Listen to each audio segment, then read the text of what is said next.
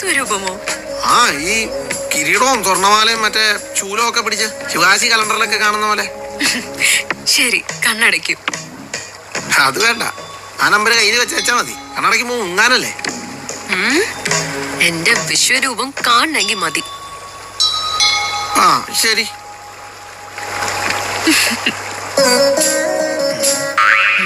Mathappan